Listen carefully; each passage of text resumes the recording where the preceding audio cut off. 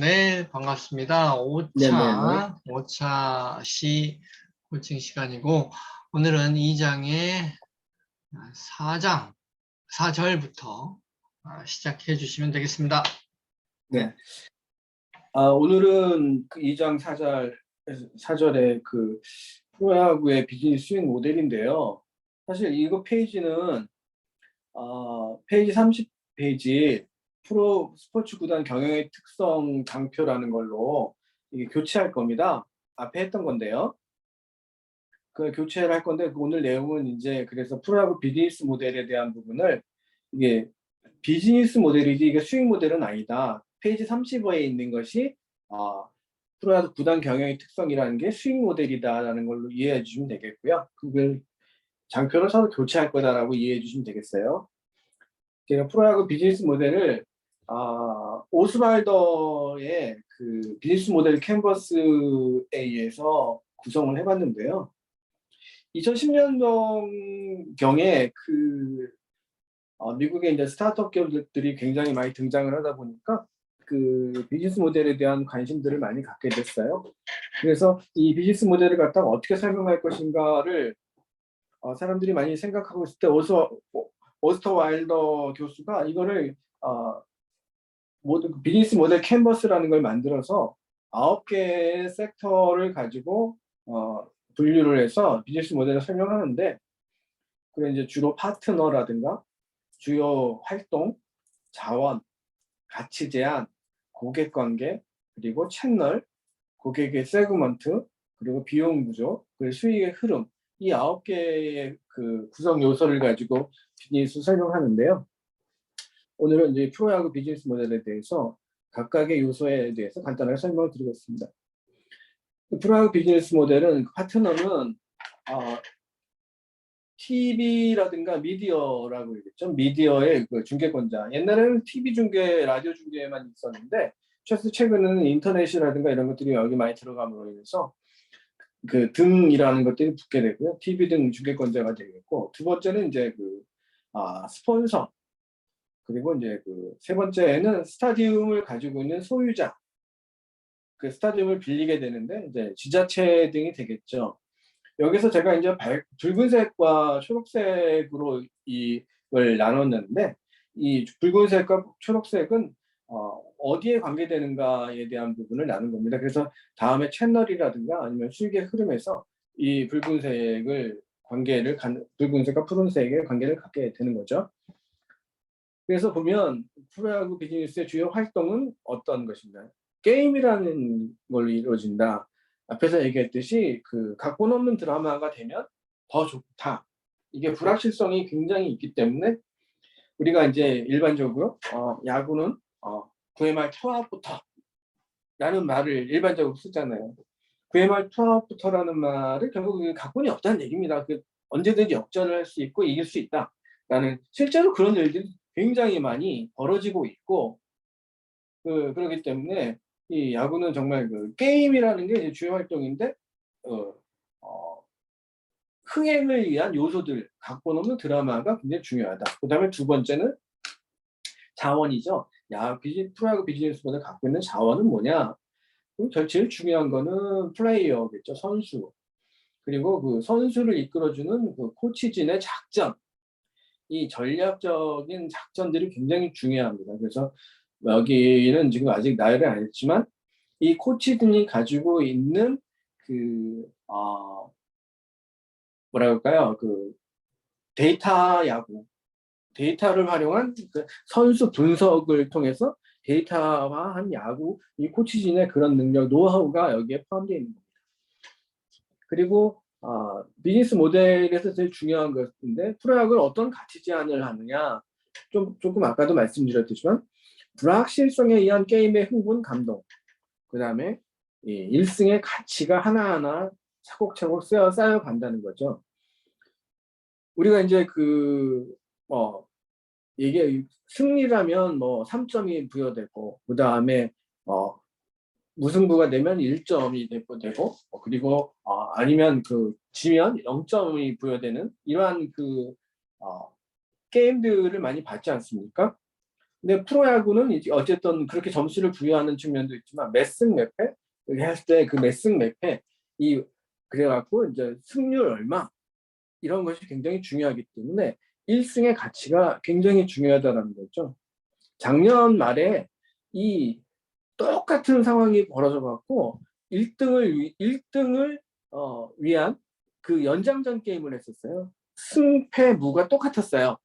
그 점수가 똑같았다는 거죠. 그 1승 그 1위 게임을 하기 위한 연장 게임 한 게임을 더 시작했던 그런 아주 그 유사일의 그 어떤 그 사례가 없었던 그런 작년 말에 그게 있었는데 어쨌든 1승의 가치가 굉장히 중요하다. 그리고 또 하나 각본 없는 드라마가 돼야 된다라는 게 가치 제한이 되겠습니다.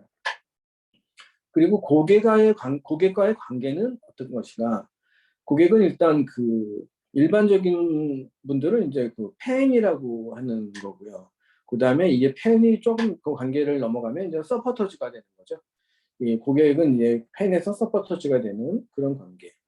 그리고 그 채널은 이 게임을 보는 채널은 과연 어떤 채널이 있는가라는 거죠. 그래서 현장에서 볼 수 있는 것은 스타디움이라고 얘기할 수 있겠고요. 그 다음에 이걸 그 동시에 전국적으로 볼 수 있는 게 TV라든가 인터넷 등을 통해서 그 현장에 없더라도 전국적인 관점에서 볼 수가 있다라는 게 이제 채널입니다.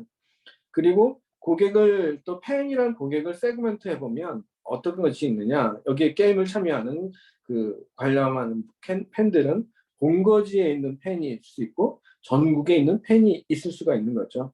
그래서 아까 말씀드린 TV, 인터넷 등을 통해서 전국 팬이 확보가 되는 거고 아까 파트너가 TV 등 중개권자가 파트너가 돼서 이 붉은색으로 연결되는 겁니다. 그럼 이 TV 등 파트너들은 과연 왜 그걸 중개를 하다 보니까 방영권료를 내야 되는 거죠. 그 수익의 흐름에 있어서 이 TV 등에서 그 파트너들이 이제 방영권료를 내는 거고 또 이제 그 스타디움에 계신 분들은 이제 그 현장에 오신 분들은 입장하는 티켓료를 내겠죠. 그 다음에 또 현장에서 또 굿즈라든가 그 다음에 햄버거도 먹고 거기서 콜라도 먹고 맥주도 마시는 F&B 판매가 현장에서 이루어지는 거죠. 그래서 이게 현장에 검은색으로 표시를 한 건데요. 그렇고요. 그 다음에 F&B는 푸드 푸드 앤 앤 리버리지. 베버리지로 네네네. 예, 그렇습니다. 음식물을 네네. 의미합니다라는 거 추가로 설명해 주시면 좋습니다. 네네.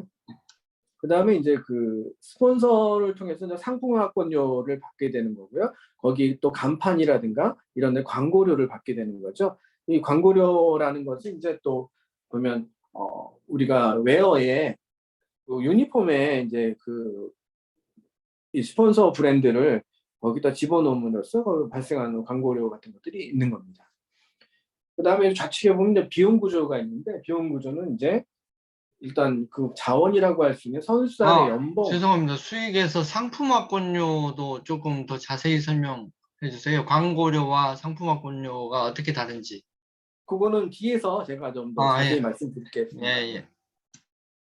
그 비용 구조는 이제 선수단 연봉, 그 다음에 이제 그 코치진의 연봉, 사무실 또 경비, 임원이라든가 또 그 사무실에 일하는 프런트의 급여, 그 다음에 이제 스타디움 사용료, 이 선수단이 이제 또 합숙하고 뭐 또 그 어웨이 경기를 떠날 때 그 뭐 호텔비라든가 선수단 경비 같은 것들이 이제 들어가는 거죠. 그래서 이 수익에서 이제 비용을 차감하면 이제 이익이 되는데 이제 이게 국가마다 다르다라는 말씀을 드릴 수가 있는 겁니다. 그래서 이제 그런 것들이 이제 그 다음 장이나 다다음 장에서 이런 얘기가 나올 수 있습니다. 다음 장을 보시면 프로야구의 이제 그 이 비용 그다음 수익과 비용의 관계를 이제 보는 건데요. 전체적으로 보면 이제 그 손익을 한번 보면 매출원가, 그다음에 이제 판매 관리비가 들어가겠죠. 근데 제일 중요한 것은 여기서 이제 매출은 과연 어떤 구조로 이루어지는가를 보면 여기에서 그 붉은색을 맨 우측에 있는 붉은색을 쳐놓은 것은 뭐냐면 구단 소유의 스타디움이 있는 경우입니다. 근데 구단 소유의 스타디움이 없으면 이런 수입이 안 들어오는 거죠. 구단 수의 스타디움이 있을 경우에 이런 수입이 추가로 더 들어온다라는 걸 말씀드릴 수 있어요. 그래서 어떤 구단은 스타디움을 가지고 있는 구단이 있는가 하면 어떤 구단은 스타디움을 안 갖고 있기 때문에 요거는 이렇게 한꺼번에 이렇게 정리를 한번 해본 겁니다. 그래서 매출은 그 홈팀의 흥행, 스타디움을 갖고 있는 거죠. 그러면 이제 티켓 판매, 아까 말씀드린 티켓 판매, 그 다음에 입장객을 위해서 판매하는 거죠. 그 다음에 스타디움 내에서 이제 굿즈를 판매한다든가, 그 다음에 스폰서 영업, 그 스폰서 영업이라고 하는 것은 이제 아까 말씀드렸듯이 이제 뭡니까 유니폼에 들어가는 그 스폰서, 그 다음에 리그에서 주는 분배금, 리그에서 이제 각종 다양한 이제 이벤트들이 있는데 특히 우리나라 같으면 이제 방송 광고 방송 수입료, TV 방송 수입료를 KBO에서 관할을 해요. KBO의 전체 관할을 총 1년에 얼마라고 관할해 갖고 그거를 10개 구단에 배분해 줍니다. 그냥 리그 분배금 이런 것들이 크죠. 그다음에 붉은색으로 된 것이 이제 테넌트 영업. 이거는 이제 스타디움에서 아까 판매하는 음식료, 그다음에 이제 그런 걸 말씀드리는 거고요. 그다음에 또 스타디움에 있다 보면 스타디움 각각의 이제 광고판들이 있지 않습니까? 광고판에서 이제 광고 판매를 거기서 하게 되는 거고요. 또 두 번째 이제 이벤트라고 하는 이 매출의 이벤트라고 하는 것은 아까 홈팀 흥행일 때는 이제 144게임 중에 72게임을 국내 경우에요. 72게임을 홈팀에서 하잖아요. 그렇지 않은 경우에는 스타디움이 비잖아요. 스타디움에 빌 수밖에 없는 그런 시간들이 있습니다. 그런 시간들에는 예를 들어서 예를 들어 연고전을 유치한다든가 아니면 또 예를 들어서 거기에 무슨 가수들의 이벤트를 유치한다든가 이런 거를 하는 거죠. 그 가수들의 리사이틀 같은 걸 하게 되면 거기에서 이제 티켓 판매하고 또 그거 하면 또 그거에 관련된 팬들이 옴으로 인해서 거기에서 이제 음식물 또 수입이 발생할 수 있고요. 또 거기에 또 관련된 또 가수라든가 이런 관련된 광고들이 간판에 또 붙다 보니까 또 간판 광고 판매가 이루어지고 이런 것들이 이제 이벤트 수입으로 들어갑니다. 여기서 테넌트라는 용어가 좀 어려운데 이걸 임대로 바꾸면 안 됩니까? 네, 임대로 바꿔도 됩니다. 예, 아, 임대 각각의 스타디움에 임대로 들어와 계신 네, 레스토랑이라든가 편의점이라든가 이런 그런 분들에 대한 영업. 그다음에 네, 굿즈도 거기서 아까 판매했잖아요. 네, 그런 네, 것들. 네. 그 매출 원가는 기본적으로 이제 홈팀의 흥행을 위해서 팀 운영비라든가 강화비, 그다음에 이제 게임을 기획하고 운영하는 비용, 그다음에 홈에서 판매하는 굿즈, 상품들 매입하는 비용 이런 것들이 이제 매출 원가라고 할 수 있고요. 또 이벤트에 대한 부분도 이 스타디움을 갖고 있을 때 아까 이제 가수들의 이벤트를 한다 그러는데 이런 이벤트 운영 관리 비용 이거 빼고서 이제 여기에서 이제 영업 이익이 생기는 거죠. 그 영업 이익에서 아까 이제 판매 관리비를 감하고 나면 이제 실질적인 이익이 나오는 겁니다. 이런 구조로서 프로야구의 비즈니스 수익이 이제 이루어진다라는 걸 말씀드릴 수 있겠습니다. 다음은 이제 아까 대표님도 궁금해하셨던 이제 스폰서십에 대한 구조를 사실 스폰서십 하면 잘 이게 뭔지 잘 모를 수 있어요. 그래서 이거를 제가 이제 도식화를 한번 제 나름대로 한번 해봤는데 스폰서 기업과 프로야구 팀이라든가 스타디움 이 두 가지의 이제 관계자가 스폰서 기업은 프로야구팀에 광고비를 내는 거죠. 그 다음에 이제 프로야구팀에서는 스폰서한테 기업한테 권리를 주는 겁니다. 근데 이 광고비는 알겠는데 권리라는 것이 과연 어떤 권리를 주는 거냐라는 게 있겠죠. 그래서 하나는 이제 노출형 권리라고 할 수 있는 게 있어요. 또 하나는 협업형 권리라고 할 수 있는 콜라보를 하는 권리죠. 이 두 가지 권리가 있는데, 노출형 권리는 이제 우리가 흔히 보는 유니폼에다가 그 브랜드명을 집어넣어서 하는 그러한 그 광고 이런 것들을 노출형 권리라고 하고, 아니면 간판에 프로야구 이제 그 구장에다가 간판에다가 이제 간판을 통해서 광고하는 이러한 것들을 노출형 권리라고 합니다. 이 목적은 결국은 인지도를 향상시키기 위한, 브랜드들이 이제 인지도를 향상시키기 위한 하나의 방법론이겠죠. 특히 이제 이 노출형 권리는 주로 보면 팬들에게만 현장에 있는 팬들에게만 노출되는 것이 아니라, 대개 이제 프로야구나 이런 프로축구 같은 데 보면 TV를 통해서 전국으로 중계가 된다고 아까 말씀드렸잖아요. 그러다 보니까 실질적으로 이게 전국구로 이게 그 노출이 되기 때문에 인지도 향상시킬 수 있다라고 말씀드릴 수 있고요. 두 번째는 협업입니다. 협업은 예를 들어서 그 선수를 활용해서 좀 어떤 실질적인 실험을 한다거나, 아니면 상품 개발해서 판매한다거나, 그 기업 입장에서 그 새로운 비즈니스를 창출하고 싶다거나 판매 촉진을 하는데 그러한 그 협업형 권리를 사용하게 되는 겁니다. 실증 실험이라는 게 뭔지 좀 모호한 것 같아요. 그 용어가. 네, 그래서 이제 선수가 이제 내가 이런 그 비타민을 먹고 내가 지금 뭐 팀을 잘 했어요, 뭐 성적을 잘 냈어요, 뭐 이런 거라든가 이런 얘기들이 들어가겠죠. 그다음에 이제 우리는 저 휴식 시간에 뭐 저기 그 뭡니까 그 물 안 먹고 게토레이를 먹어요라든가 이런 거가 수분 흡수가 빠릅니다, 뭐 이런 얘기 있지 않습니까? 예를 들어서 그런 걸 주로 이제 사례라고 할 수 있겠죠. 아, 노출형은 어떻게 이 사람들이 아무것도 안 해도 그냥 노출만 되는 건데, 이 협업형이라는 것은 먹고 마시고 다 해서 좋다, 음, 뭐 이러한 거, 그래서 판매 촉진용이라고 얘기를 할 수 있는 겁니다. 네. 그래서 이 권리를 갖다가 좀 더 자세하게 세분화시킨 것이 밑에 표인데요. 그래서 그 노출형에는 광고 노출권이 있습니다. 그래서 보면 경기장에 광고를 설치해서 노출할 권리, 활용 사례를 보면 유니폼이라든가 스타디움 간판과 전광판, 그다음에 CM 방송 광고 이런 것들이 들어갈 수 있고요. 또 다음에 두 번째가 이제 명명권이라고 있습니다. 이게 되게 중요하게, 프로야구에서는 이게 되게 중요하게 쓰이는 건데, 이 여러 군데에서 이제 명명권이라는 얘기가 나올 겁니다. 앞에서도 제가 한번 히어로즈에서 명명권 얘기를 했었잖아요.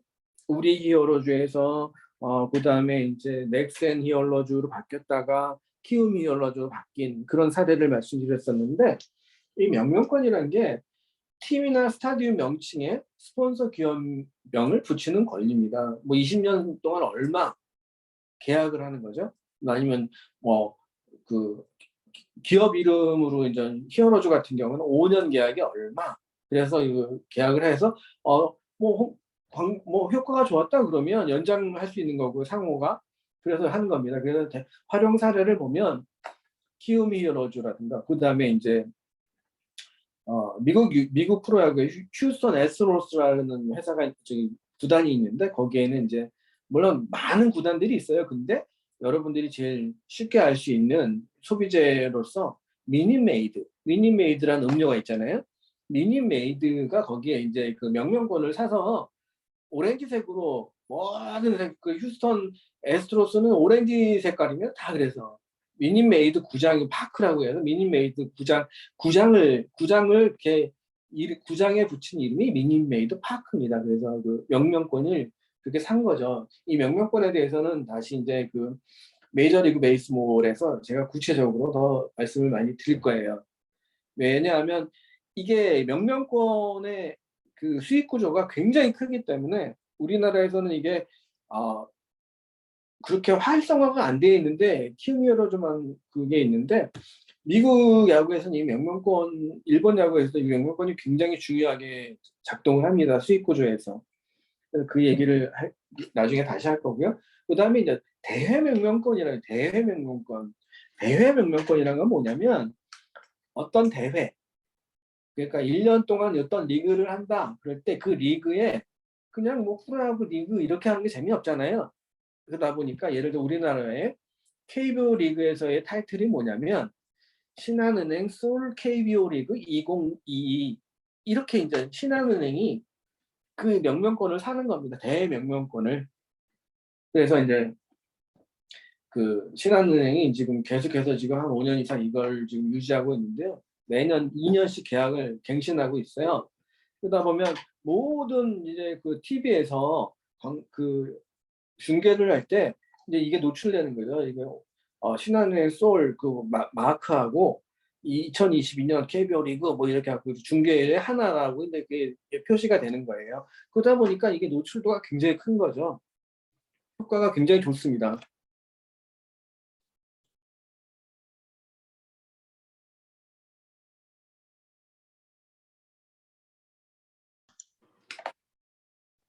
네.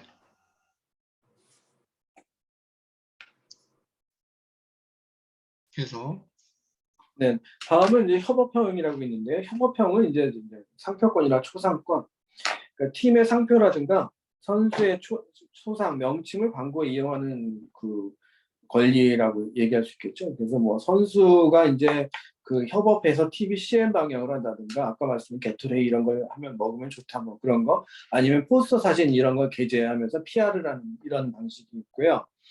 상품화권이라는 것은 이제 팀과 이제 협업하는 굿즈 패키지를 제작해서 판매할 수 있는 권리입니다. 그래서 팀 한정으로 이렇게 패키지 뭐 무슨 롯데 자이언트의 뭐 한정 패키지 뭐 이런 상품을 제조 판매하는 그런 거 있을 수 있겠죠. 그래서 자사 제품에 팀 로고를 부착한다든가 이런 것들이 활용 사례라고 얘기할 수 있겠고요.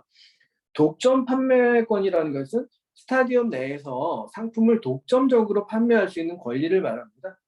그래서 예를 들어서 어떤 야구장에는 GS가 들어간다든가 편의점이 어떤 뭐 브랜드는 무슨 햄버거가 들어간다든가 이러한 그 식음료 이런 것들을 독점 판매하는 계약을 하게 되는 거죠.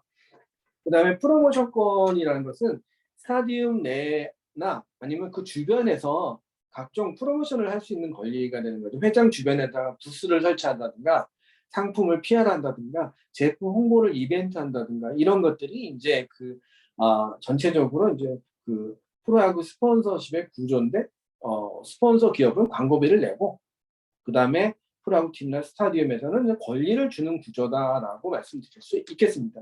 이제 명료하시죠? 잘 안 들리나요? 네네네. 잘 이해가 됩니다. 네. 네.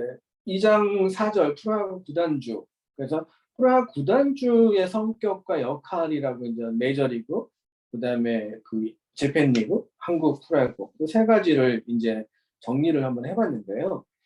그 메이저리그에 관 상황은 이제 그 시장 규모 앞서 말씀드린 거 시장당 시합당 수익 다 앞서 말씀드린 이 정도의 수치가 나오는데 중요한 것은 이제 수익 구조겠죠. 수익 구조는 메이저리그는 거의 모든 기업이 거의 흑자입니다. 상당수 저기 30개 구단의 많은 기업들이요.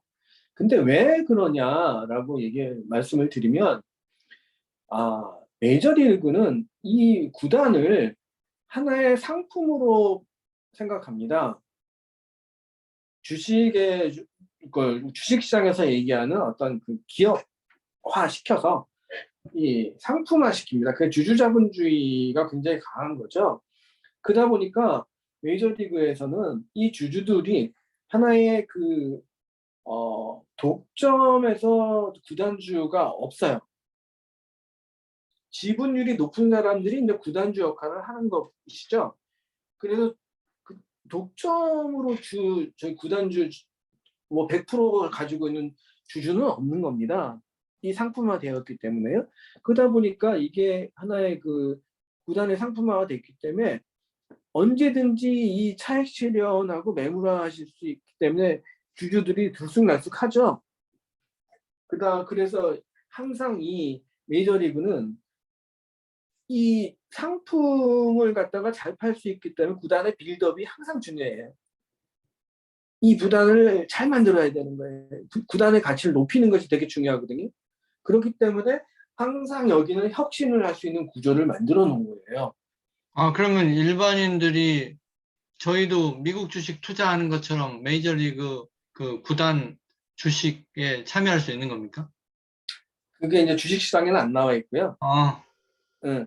이들이 이제 그 자기들의 이제 그 이너서클 형식으로 이걸 매매를 하는 사람들이 있는 거죠. 어, 부자들만이 거의. 네. 비상장주처럼. 네네, 비상장이죠, 거의. 네. 네. 거의가 아니라, 아니, 상장한 데도 있고요. 근데 어, 비상장입니다. 예. 예. 그다음에 이제 두 번째는 이제 그 일본이라든가 우리나라는 거의 비슷한데요. 애초에 태생적으로 이 프로야구가 모기업을 지원을 받으면서 시작을 했어요. 그러다 보니까 이 모기업의 지원이 없으면 적자를 보는 구조가 돼 있습니다. 왜냐하면 아까 메이저리그에서는 이 구단의 상품화가 되다 보니까 뭐가 있었습니까? 아니 자기들이 스타디움을 갖고 있으면 명명권도 팔고 뭐 브랜드 막 다 팔고 뭐 이런 것들이 굉장히 발전돼 있었지 않습니까? 상대적으로 일본과 우리나라는 구단을 소유했어요. 그냥 거의 100% 소유하는 겁니다. 주주 자본주의가 아니고 그냥 솔 개념으로 독점주의예요. 그러다 보니까 왜 그러냐면 이 시작부터 모기업이 이 브랜드 야구를 통한 광고를 중심으로 이걸 시작을 했기 때문입니다. 음. 광고탑이라고 생각을 하고 거기에 이제 돈을 지원한 거죠. 그러다 보니까 주식회사가 이 아니라 커다란 개인 회사 같은 거네요. 광고비로 이제 구단을 지원했어요. 여기에는 이제 우리나라와 일본의 독특한 경영 구조가 나타나요. 여기는 안 적었지만 네. 우리나라와 일본에만 있는 재벌 구조라는 것이 네. 있어요. 네. 재벌 구조가 있기 때문에 이 재벌에 이 이름이 붙어 있는 게 굉장히 많잖아요. 우리나라 삼성 계열의 다양한 브랜드의 그 회사들이 있지 않습니까? 그럼 삼성이라는 그 브랜드를 하나 찍어 놓으면 그 다양한 브랜드에 있는 재벌 소유에 있는 그 모든 기업에 영향을 미치는 거예요. 그것처럼 일본도 마찬가지로 재벌이 있기 때문에 이, 이 재벌이라는 이름 하나에 이 통로에 이게 다 연결이 되는 겁니다. 한신 타이거스, 아니 한신 백화점에도 영향을 주고 한신 전철에도 영향을 주고 한신 슈퍼마켓에도 영향을 주고 다양한 그러한 통로들이 있기 때문에 우리나라와 일본의 그 재벌이라는 그러한 독특한 경영 구조 속에 구단을 소유하면 광고비가 한 기업에서 지출되는 게 아니기 때문에 이게 적정하게 광고비를 더 뽑을 수 있다라고 생각하는 거죠. 그렇기 때문에 이 프로야구를 더 가져가고 싶은 거예요. 적자이긴 한데 재벌 관점에서 볼 때는 손해는 아닌 거예요. 이해가셨죠? 네. 그게 이제 메이저리그하고 일본 KBO하고 일본 NPB하고 우리 KBO하고의 차이입니다. 요게 이해가 되면 일종의 이미지 광고비라고 생각하고 계속 쓰는 거죠. 그렇죠. 네. 간접 광고비 뭐 이런 거. 네. 근데 메이저리그는 광고는 수익의 하나의 그 수단일 것뿐인 거예요. 네. 네, 그게 차이입니다. 그러다 일본에도 보니까 재벌이 있나요? 그렇죠. 해체가 한국에만, 됐지만 어, 재벌이라는 게 해체됐지만 미쓰비시, 미쓰이 뭐 음, 이러한 음, 이름을 붙여 있는 것들이 굉장히 많죠. 그것도 이렇게 계열사가 굉장히 많다는 얘기죠? 네네. 그래서 하부 계열사. 그들은 뭐 수요회, 뭐 음, 모교회 이래갖고 거기에 그 관련된 계열끼리 모이는 음, 은행을 중심으로 이제 일본은 지배를 구조를 가져가거든요. 음, 재벌은 물론 해체했다고 얘기하지만 그 은행이 중심에 대해서 이걸 가져가는 거예요. 알겠습니다. 다음 장은 이제 제2장의 5절 용진이 형과 택진이 형은 왜 구단주가 되었나. 이제 앞장에서 보는 이제 그 광 연결되는 건데요. KBO 구단주의 3개. 우리나라에 구단이 지금 10개가 있잖아요. 2018년도 말의 기준인데요. 이 구단이 10개 중에서 실질적으로 순이익이 지금 매출액이 495억이잖아요. 두산이. 그 다음에 이제 순이익이 1억 7,100만 원이 나왔지 않습니까? 근데 여기에 모기업이 지원금 매출 안에 100억 3,400만 원이 들어간 거예요. 그러면 실질적으로 모기업의 지원금을 차감하면 이게 적자예요. 그죠? 근데 이 모기업은 이걸 왜 지원하냐? 광고비를 지원한 겁니다. 그 광고비 지원하는 그 금액이 20% 정도 되는 겁니다. 지금 두산의 경우에는. 그런데 SK의 경우에는 이게 44%가 된 거죠. SK는 왜 이걸 많이 했을까요? SK는 SK텔레콤이었어요. 이 메인이. 그 SK가 이걸 만들어서 SK텔레콤을 가지고 있기 때문에 소비자 접점에서 그 텔레콤 관련된 이 광고를 굉장히 많이 하게 되는 거죠. 그래서 이제 244억을 지원하는 게 된 거고, LG도 247억을 지원하고요. 이제 NC가 197억 이런 식으로 해서 실질적으로 이 모든 기업들이 거의 그 광고를 개념으로 해서 지원을 하는 겁니다. 키움은 왜 지원금이 없지요? 키움은 아까 말씀드렸죠. 키움은 모기업이 없잖아요. 아까 이제 키움 증권 아닌가요? 아니죠. 키움은 지원금이라고 안 하고 키움은 아까 얘기했던 명명권을 수익금으로 받은 아, 거잖아요. 아, 아, 명명권을 아, 수익금으로 받은 겁니다. 아, 이거는 모기업의 지원이 아니죠. 그러니까 음, 키움이 굉장히 그 KBO에서 볼 때는 KBO 타사들에서 볼 때는 이거 언제 날아갈지 모르는 음, 그런 팀인 거예요. 음, 이게 근데 키움이 여기에 들어올 때는 반대로 뭐라고 얘기하고 들어왔냐면 미국식 경영이라고 하고 들어온 거예요. 음. 근데 실질적으로 이장석이라는 그 키움의 구단주가 미국식 경영을 한다고 하고 자기 자본을 KBO 분담금만 내고 들어온 거예요. 실질적으로. 그리고서는 다른 데를 놓고 해서 우리은행하고 연결해 갖고 맨 처음에 우리 히어로즈라는 그걸 했던 거고, 우리은행이 뭐 해보니까 별거 없어. 그러니까 그 넥센타이어하고 했다가 다시 키움 증권하고 한 거죠. 그 명명권을 뭐 100억, 200억에 막 판매하는 겁니다. 음. 그러면은 그 키움 입장에서는 자기네 아니 키움 증권 입장에서는 프로야구에 그 떠다니는 광고 아닙니까? 그렇기 때문에 키움 증권을 갖다가 이렇게 광고비를 이렇게 야구할 때마다 노출되니까 좋은 거고요. 그거는 뭐 기업에서 판단하는 거겠죠. 네. 네. 근데 여기서 보면 실질적으로 KBO는 모기업이 완전히 적자에 원래는 적자인데 모기업이 지원금을 광고비로서 이렇게 주어서 이 프로야구 구단을 어쨌든 생존시키고 있다라고 말씀드릴 수가 있는 거예요. 그래서 이제 그 용진이 형과 택진이 형이 왜 구단주가 되었나요? 두 번째 이제 찐 구단주를 영접하라라고 이제 장을 잡았잖아요. 여기에 찐 구단주라는 게 찐 구단주는 리얼 진짜 구단주 같은 구단주를 영접했구나라는 얘기지 않습니까? 그 두 사람들 신규 구단주의 용진이 형은 별명이 야구 찐팬이에요. 그래서 1993년부터 3년 동안 그 굿펠로우즈라는 사회인 야구팀에 자기가 투수이기도 했고요. 야구를 좋아하고 자기가 또 우승 반지도 끼고 싶어서 그 SSG 야구단을 만든 거라라고 얘기하는데, 또 이제 그 제 구단주 9번째 구단주 택진 형은 원래 야구 퀴즈였다. 나는 어렸을 때 야구를 좋아했다. 초등학교 시절에 만화 일본 만화인데 거인의 별을 보며 야구를 좋아하게 됐고, 중학교 때는 내가 빠른 볼을 던지느라고 팔과 다리에 모래주머니를 차고 다니기도 했다.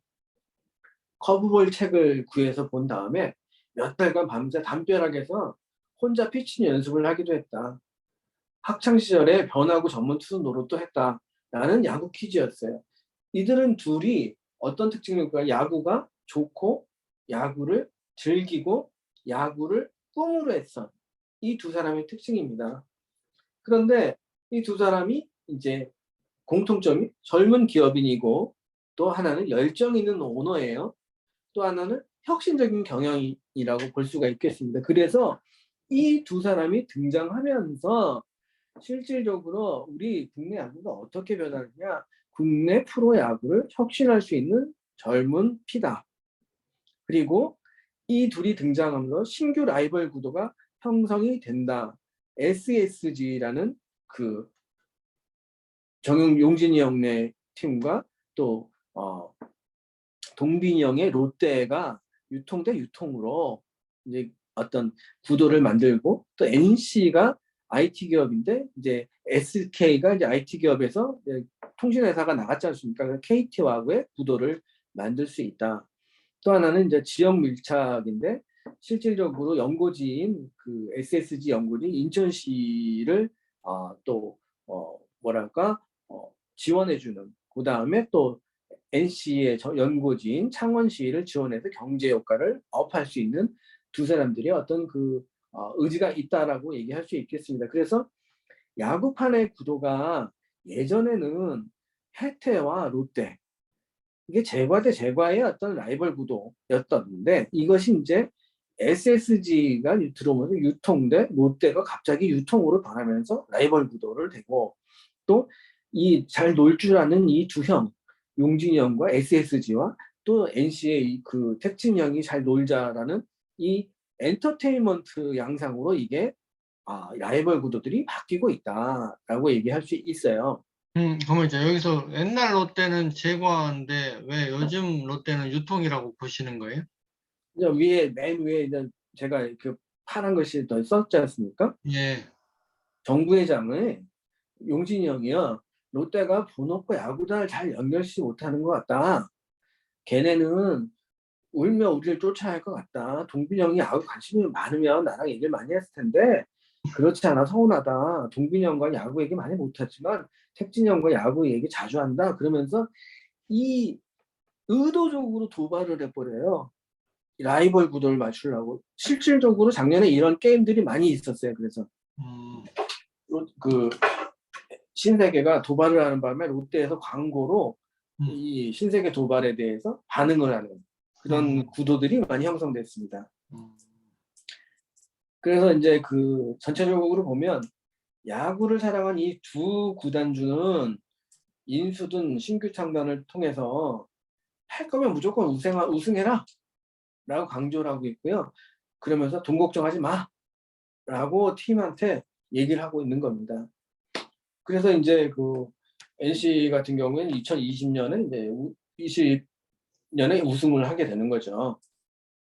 요거 왼쪽에 호락 이상 이건 설명 아까 제가 안 하. 했는데요. 아, 이들은 어렸을 때부터 야구를 좋아하고 음, 즐기고 또 야구에 대한 꿈을 갖고 있던 아, 사람들이다라는 말씀을 두 사람의 공통점을 얘기했던 겁니다. 네. 다음 장은 이 두 양반이 이제 그 프로야구 판도를 바꾸게 되는 그러한 그 상황을 이제 더 진작에 설명을 해보는 거죠. 그 두 사람이 들어옴으로써 KBO 구단주의 성향이 변화를 기대할 수 있다. 왜 그러냐면 82년 체제와 재벌의 구단의 시대라고 제가 명명을 했는데 82년 체제라는 것은 뭐냐면 전두환 정권에 의해서 1982년대 프로야구가 급조됩니다. 전두환 정권은 그 국민을 좀 이렇게 뭐랄까 정치로부터 멀어지게 하려고 스포츠, 섹스, 스크린 이 세 가지를 풀어주게 되죠. 3S를 풀어주게 되는데 그 3S의 하나의 가장 큰 이벤트가 1980년 프로야구 창단입니다. 섹스는 뭐였죠 그때? 뭘 풀어준 거죠? 영화 그 막 그런 야한 그다음에 영화? 네, 막 그런 것들이요. 그 스크린 쪽 아니에요? 스크린 쪽이고 또 그다음에 뭐 그 술집 같은 거 이런 거에 대해서 아, 그렇구나. 제한을 많이 풀었군요. 박정희 정권에서 그걸 엄청나게 그 폐쇄적으로 갔었지 않습니까? 근데 뭐 방석집이나 이런 걸 많이 풀었나 보죠? 제한을? 그렇죠. 그 야간 문화가 그 저기 반문화를 예, 풀었다. 통금이 없어졌잖아요. 어, 그러면서 이제 그런 그 3S가 음, 굉장히 그 강조가 됐죠. 네. 그게 이제 부지불식간에 그렇게 얘기하지 않았는데 음. 국민을 바보로 만들려고 했던 거죠. 오민화 정책으로. 예, 우민화의 하나의 그 과정이 이 네. 82년 프로야구 시작입니다. 네. 일단 이게 급격하게 급속히 이게 결정을 해갖고 시작을 하다 보니까 재벌들만 들어올 수 있었어요. 그래서 82년 원년부터 지금 40년이 지난 이 시점까지, 오늘날 시점까지 40년 동안 참가하던 구단이 두산, 롯데, 삼성이에요. 그리고 이제 1990년에 1990년이 되면서 그 이전에 그 MBC 총룡이 이제 LG 트윈스로 변하면서 LG가 참여하게 되고, 그리고 이제 96년에 이제 한화가 등장합니다. 하나그룹이. 그다음 2000년 이전에 이제 또 그 현대 유니콘스라는 네, 현대가 들어오죠. 이게 네, 현대 유니콘스는 이제 현대전자였는데 현대전자가 나오면서 이제 해체가 되는데 그러다 보면 이런 기업들은 주로 뭐였냐, 어떤 특징을 갖고 있냐면 82년 체제의 재벌계 구단은 당시까지 이제 그 주류였던 아마추어 스포츠를 리드했던 뭐 농구 대잔치라든가 그런 게 아마추어 스포츠였잖아요. 그리고 야구에도 이제 아마추어 이런 프로야구가 등장하기 전에 아마추어 스포츠가 있었는데 이 아마추어 스포츠를 리드하는 보수적인 재벌계 구단이었다라는 특징이 있습니다. 그런데 이제 2000년대 이제 구단이 이제 그 확장을 하게 되죠. 10개 구단을 만들자 뭐 체제 정비를 하면서 확장을 하게 되면서 이제 SK 와이번즈라고 이제 SK텔레콤이 들어왔고요. 그다음에 기아가 이제 현대자동차에서 인수가 되면 기아가 다시 혜태를 인수해서 기아가 들어왔고, 그 다음에 이제 히어로즈가 들어왔고, NC 다이노즈가 들어왔고, KT 위즈가 들어왔어요. 이렇게 들어온 데들 보면 주로 SK, NC, KT 이런 데들은 어떤 데냐? IT, 통신 이런 거를 중심으로 하는 기존의 제조업체 중심이 아니라 IT라든가 통신을 중심으로 하는, 그리고 그 소비자가 아주 젊은 소비자인 거죠. 이 소비자층을 가지고 있는 기업들이 들어온 히어로즈도 이제 미국식으로 가지고 온 거고요. 그러다 보니까 전체적으로 어떤 현상이 보라면 40년간의 이 두 10개 구단에 40년간의 기득권을 보유했던 구단이 KBO 의사결정을 좌지우지하는 그러한 상황이 벌어졌던 거예요. KBO에는 그 회장격인 커미셔너라는 게 있어요. 커미셔너. 이 커미셔너를 누가 하냐면 두산이 하고 LG가 하고 둘이서 번갈아 가면서 해요. 그러다 보니까 지금도 이제 두산이 하게 되는데 예전에 서울대학 그 총장이셨던 그분이 또 KBO 커미셔너 했잖아요. 우리 국무총리였던 그 정운찬 씨. 정운찬 씨도 결국은 두산을 좋아하는 분이었는데 어쨌든 그런 쪽에서 이 커미셔너를 하게 되는데 이 근데 왜 KBO 의사결정은 회장을 커미셔너라는 용어로 부르죠? 네네 그 미국에서 그렇게 부릅니다. 아, 커미션을 받는 사람처럼 들리네요. 근데 이제 그게 일본에서 그렇게 부르고요. 예. 그렇게 부르기 때문에 이제 어쨌든 그래서 이제 두산과 LG 이런 데가 이제 이걸 기득권을 장악하게 되는. 그런데 어쨌든 이번에 SK에서 신세계로 구단주가 개편이 됐잖아요. 통신사 라이벌 SK 대 KT가 이제 불발하면서 유통사 라이벌에 대한 롯데 신세계에 대한 기대가 있고, 실질적으로 용진영이 아까 2위 있는 롯데를 도발하는 그런 상황들이 벌어지는데, 용진영이 어떻습니까? 빅 스피커잖아요. SNS를 많이 하고 제가 많이 설명드릴 때 빅 스피커인 용진영이 등장으로 해서 아까 얘기했던 NC라든가 히어로즈 등 그 후발 구단, 젊은 구단들이 발언권이 굉장히 강해지고 있다. 그래서 KBO의 혁신에 기여할 거다라고 보는 거죠. 그래서 전체적으로 보면 기존의 안정에 기반한 정체 모드에다가 뭘 플러스 있냐? 혁신으로서의 용진령과 텍스에 진입을 하면서 역동성이 생겼다라고 말씀을 드릴 수 있는 겁니다.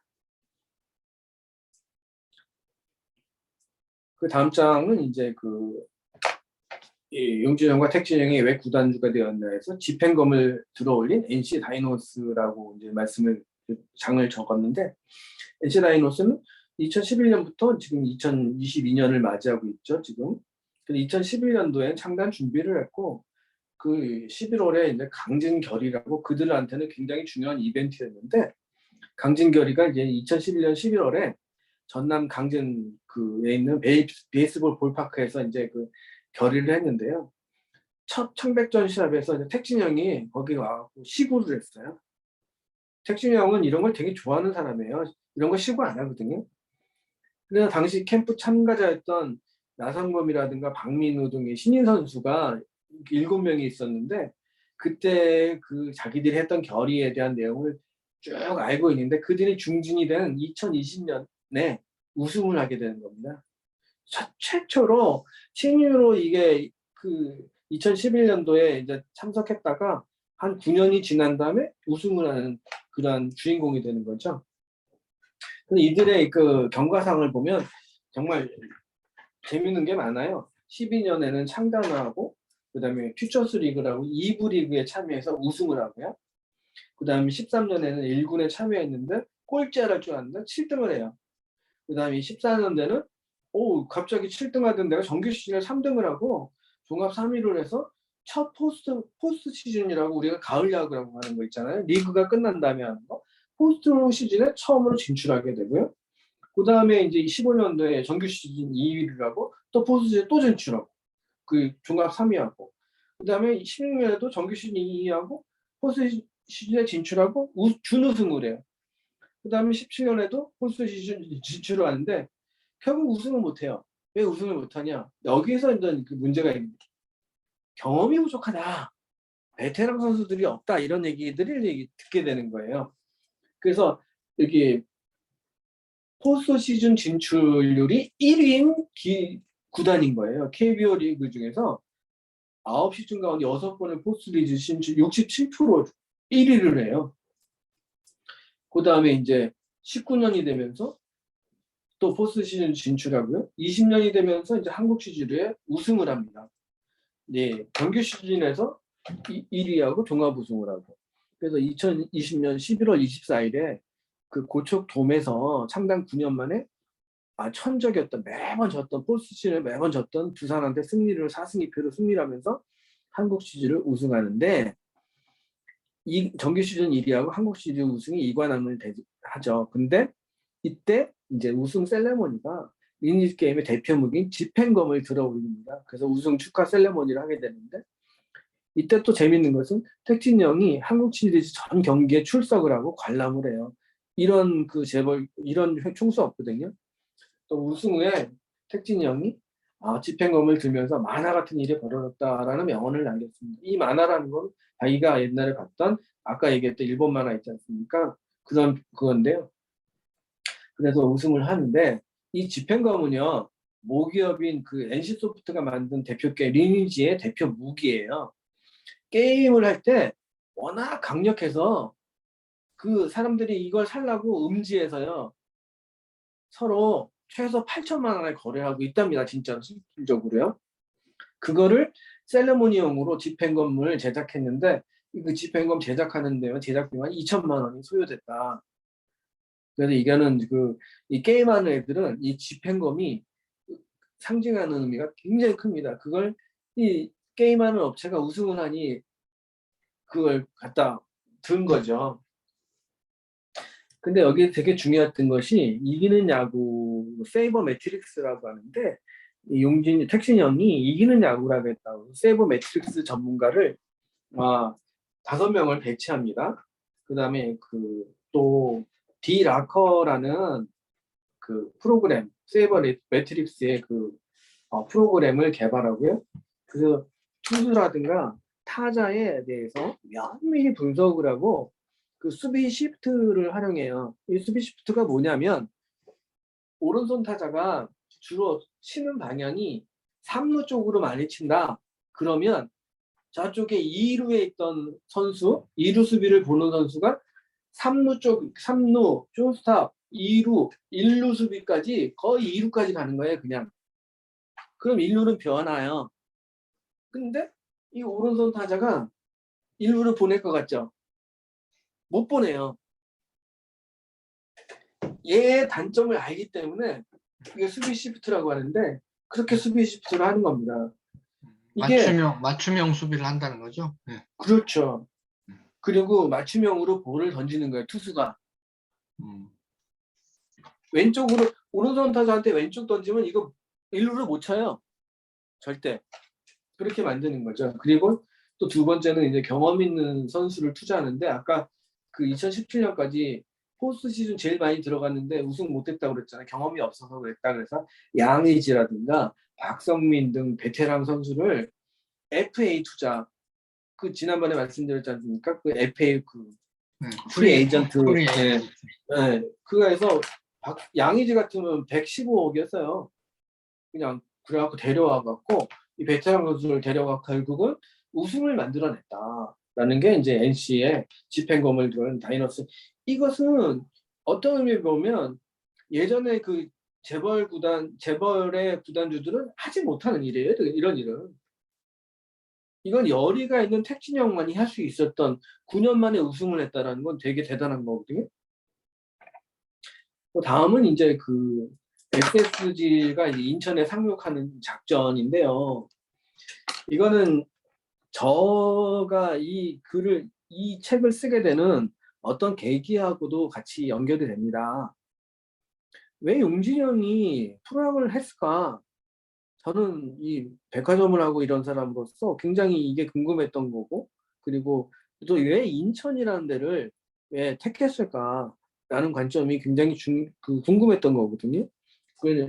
이거는 제가 이제 아는 만큼 얘기를 하는 건데, SSG 랜더스가 인천 상륙작전이라고 하는 비하인드 스토리가 뭐냐. 인천 상륙작전은 마치 뭐 메가더가 인천에 상륙하는 것처럼 뭐 얘기를 할 수도 있겠지만 용진영 입장에서는 그게 아니다. 롯데의 지난 도발에 대한 리벤지입니다. 이거는. 제가 아까 그 롯데의 2위 있는 도발을 했다라고 했죠. 뭐 표면적으로는 유통업 대 유통업으로 한번 해보자라고 게임을 유도하는 것 같지만 이 이면에는 말이에요. 이게 있습니다. 1990년대 신세계가요. 백화점 입지로서 고속터미널에 집중을 했어요. 고속터미널. 고속터미널은 어쨌든 사람이 많이 모이는 데잖아요. 그래서 터미널 소유업자하고 임대차 계약을 맺어서 백화점을 오픈하는 전략을 추진한 거죠. 그래서 강남터미널의 호남선, 센트럴시티, 광주 고속터미널의 광주점, 그 다음에 인천 고속터미널의 인천점이라는 이러한 대표적인 전략을 추진한 거죠. 이렇게 오픈한 거예요. 근데 지금 보면은 호남 센트럴시티, 광주, 그 다음에 인천 다 매출이 좋은 점포들이에요. 왜? 집객이 잘 됐기 때문에. 그런데 문제는 1997년에 신세계 인천터미널점을 개점합니다. 인천시가 건물주가 인천시예요. 인천시인데 20년 장기 임대기하고 2018년까지 영업을 시작하기로 하고 개점을 했는데 그런데 문제가 생겨요. 어떤 문제가 생기냐면 인천시가 그 당시 굉장히 지금 그 지자체로서 그 적자였거든요. 적자다 보니까 인천시가 재정 악화를 이유로 터미널과 건물 부지를 롯데한테 매각해 버립니다. 세상에 이런 일이 벌어진 거예요. 그 롯데가 그걸 산 거죠. 의도적으로 샀겠죠? 왜 샀겠어요? 그죠? 그 롯데가 사서 근데 이렇게 사게 되면 우선 협상 대상자를 건물 임차고 이 신세계한테 먼저 얘기를 해야 되는데 얘기했는데 최고가를 롯데가 8천억을 제시하니까 그 낙찰을 받아버렸어요. 그리고 나서 우리는 인천은 어쨌든 부도 직전이었기 때문에 최고가를 쓴 롯데한테 줄 수밖에 없었어. 그건 맞는 말이겠죠, 그죠? 근데 문제는 이게 그 7,800원 매출이 7,800억까지 되었던 이 매출인데 전국 5위였거든요. 근데 이게 롯데가 너 건물 빼. 내가 샀으니 내가 주인이니까 너 빼. 라고 해서 빼라는데 양도를 할 수가 없는 상황이 벌어진 거죠. 그래서 결국은 소송이 들어갑니다. 5년간의 소송 끝에 롯데가 신세계를 내보내고요. 그 자리에 롯데백화점으로 변신을 오픈하는 거죠. 신세계는 졸지에 전국 5위였던 인천점을 뺏기게 된 거예요. 그 매출을 7,800억, 8천억 하던 거를 뺏겨버린 겁니다. 그러다 보니까 신세계는 이게 굉장히 위기감이 돌겠죠. 게다가 아까 터미널 입지로 해서 유사한 형태였던 강남 터미널하고 광주 터미널도 이러한 문제가 발생하면 어떡하지? 라는 위기감이 발생하는 거예요. 그래서 강남 터미널은 통일교한테 소유주가 통일교였거든요. 1조 250억에 센트럴시티 지분 60%를 인수합니다. 현찰로 딱 인수해서 최대 주주로 등록해서 영업 이슈를 잠재워버리고 광주는 금호하고 이제 임대계약을 보강해서 연장해버리는 거죠. 어쨌든 그래서 롯데한테 아주 5년 동안 아주 이를 악물고 미친 뭐 이 롯데 뭐 이러면서 상황이 그런 게 벌어졌던 거였죠. 근데 결과적으로 보면 이게 또 신세계한테 전화위복이 됐어요. 왜냐하면 신세계가 건물 매입하고 또 매장을 증설해서 강남점을 키우다 보니까 강남점이 매출이 고공행진을 하게 된 거예요. 현재는 2조가 넘어요. 전국의 1등한 점포가 됩니다. 그래서 위기가 기회로 전환된 사례인데요. 그래서 인천보다 이제 강남에 또 집중한 전략이 또 굉장히 주요했고, 그런데 그럼에도 불구하고 인천에서 쫓겨난 울분이 남아 있는 거예요. 이해가시죠? 네. 그게 이제 그 나름대로 그 2013년에 인천 청라에다가 부지를 매입해서 화풀이를 하고자 했어요. 그때 그곳에 스타필드를 계획을 했는데 용진이 형 마음속에는 스타필드 건설 이거 갖고 마음이 안 차. 롯데 그때 한번 내가 당했던 거 내가 한번 복수해 줄 거야. 그래서 SH 랜더 창단을 계기로 청라에다가 아예 동구장까지 개설해갖고 뻔때를 보여줘야겠어 라고 생각하면서 다시 메가더 이후에 다시 인천에 상륙하다 랜더스요 이런 얘기를 하게 되는 겁니다. 네. 이게 얼마나 지금 사실은 말은 안 했지만 표면적으로 말은 안 했지만 이런 게 있겠어요. 그래서 요거까지 다음 장까지 하겠습니다. 그래서 네. 다음 재밌네요. 이게 사실은 제가 아까 말씀드린 제가 이 책을 만들려고 했던 진짜 깊은 내용의 그 비하인드였습니다. 다음 6번째는 그래서 이 용진형과 택진형이 일본 프로야구를 연구하는 특히 택진형이 연구를 많이 하게 되는 건데 어떤 걸 했냐라는 거죠. 일본에도 프로야구 개조론이 있었어요. 그 2004년에 새로 창당한 그 락텐이라고 하는 구단이 있는데 락텐은 온라인몰 중심으로 IT 신흥 기업이었고 그렇기 때문에 브랜드 확장이 필요했어요. 온라인몰이니까 젊은 애들이 좀 알았으면 좋겠다. 그럼에도 불구하고 또 수익성을 담보하는 프로야구 비즈니스를 강조했어요. 라쿠텐의 회장님이 미키타니 회장님이. 그래서 미국식 프로야구 비즈니스를 창조하자 그랬는데 그래서 이들이 연구하다 보니까 수익 확장을 위해서는 팀 오퍼레이션, 스테디움 오퍼레이션, 비즈니스 오퍼레이션이 통합이 돼야 된다라는 것을 깨닫게 됩니다. 이거를 각각으로 분리해서 하면 안 된다. 그래서 스테디움도 소유해야 된다. 뭐 이런 개념을 갖게 되는 거죠. 그래서 2009년에 이들이 이 세 가지를 통합을 해서 5년 만에 흑자 달성을 하게 됩니다. 일본 기업으로는 거의 최초로. 근데 아까 말씀드린 일본에는 기존의 재벌계 기업들이나 이런 데들이 이걸 했잖아요. 광고탑으로. 근데 이 미국식 경영을 하면서 이 창단 5년 만에 흑자 달성을 하다 보니까 그래 좋은 모델이 있네. 그래서 KBO에도 19단계로 이제 2012년에 새로 NC 구단이 새로 들어오는데 이 업체도 게임 중심의 IT 신흥 기업이에요. 그다음 브랜드 확장이 필요해. 수익성을 좀 수익성을 담보하는 그런 게 했으면 좋겠다라는 인식을 하게 됐고요. 자기도 좀 미국식 프로야구를 창조할 기대하거든요. 미키타니도 미국에서 유학을 했고, 그 다음에 김택진도 미국에서 유학을 했어요. 그러다 보니까 이런 미국의 생활에 접어든 거죠. 미국 프로야구를 너무 잘 알아요. 그러다 보니까 라쿠텐을 벤치마킹 하게 되는 거죠. 그래서 라쿠텐을 벤치마킹해서 이런 통합된 오퍼레이션을 해서 창단 5년 만에 리그 2위라고 포스트 시즌에 진출하고, 또 이제 라쿠텐이 그랬는데 이제 또 창단 5년 확자 달성을 하고 하니까 이 구단을 벤치마킹해서 자기들도 이러한 거를 통해서 한번 배우자. 그리고 또 하나 이제 손정희 씨가 인수한 소프트뱅크라는 구단이 있어요. 일본에 그 소프트뱅크 구단을 또 벤치마킹합니다. 그래서 소프트뱅크도 역시 IT 중심 기업이잖아요. 그러다 보니까 또 근데 이들이 후쿠오카를 연고지로 해서 지역 프랜차이즈 후쿠오카하고 굉장히 좋은 돈독한 관계를 갖고 있는 걸 알게 됐어요. 근데 택진이 형이 지난번 제가 어디 창원에 세우게 될 때 세 가지의 구도가 맞았다고 했지 않습니까? 그때 이제 제일 중요했던 게 연고지였지 않습니까? 마산과 창원 이런 게 같이 연동이 돼서 새로운 창원을 만들어야겠다 그런 개념인데, 그러한 개념으로 연고지 중심 후쿠오카 연고지에 했던 소프트뱅크의 그걸 벤치마킹했고요. 그래서 또 소프트뱅크는 팀 인수위에 최강팀을 구축해버렸어요. 일본 최강팀이 됐습니다.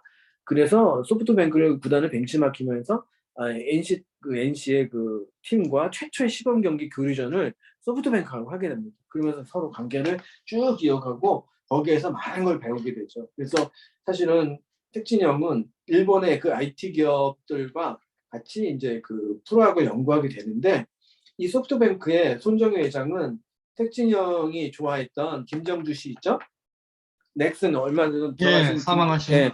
네, 김정주 씨하고 택진이 형은 돈독한 관계입니다. 근데 김정주 씨는 야구에는 관심 없었나 보죠? 관심이 없는데 김정주 씨가 저희 택진이 형네 회사의 주주였죠.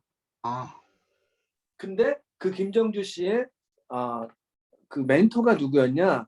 손정희 씨입니다. 소프트뱅크에.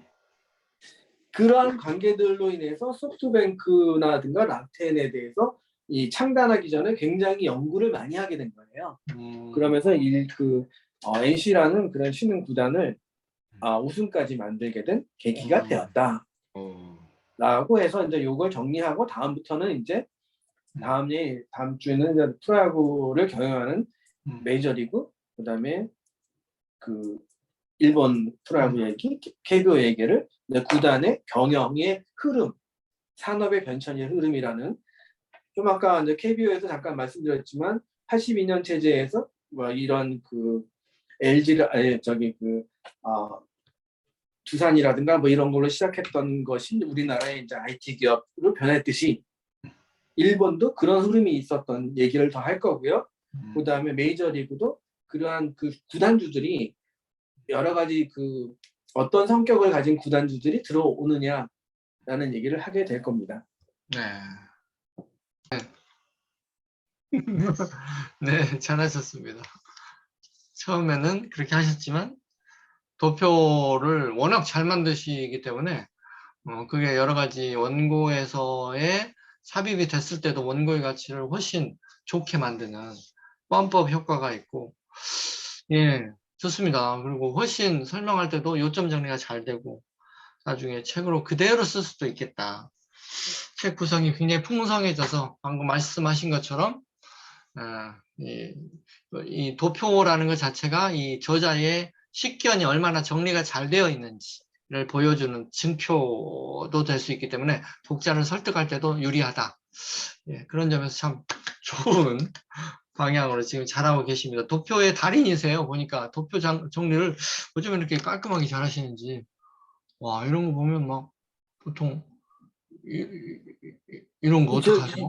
도표는 다 제 창작물입니다. 그러니까 이게 또 이런 거 시간이 많이 걸려요, 사실은. 그러니까 뭐 이런 거 일일이 이렇게 아이콘을 만들고 이걸 하나 그거 제가 뭐, 일일이 저기 복사해 네. 갖고 와갖고 하나씩 따가지고 이렇게 넣고 대단하신 것 같아요. 예, 하여튼 PT에 신이셨나요 혹시? 이제 아유 재직 시절에? 그렇지는 아니고 현대백화점 그는 재직 아니고 시절에 혹시 강의를 많이 PT의 하니까 달인 뭐 이런 거 하셨나요? 강의를 하면서 좀 늘은 거죠. 제가 음, 우리 비서 안 시키고 음, 제가 직접 하거든요. 오, 대단하신 것 같아요. 하여튼 그 연세에 비해서 이런 PT나 도표를 되게 잘 만드셔서 깜짝 놀랐습니다. 하여튼 좋습니다. 네, 너무 잘 들었습니다. 오늘도 재미있었습니다.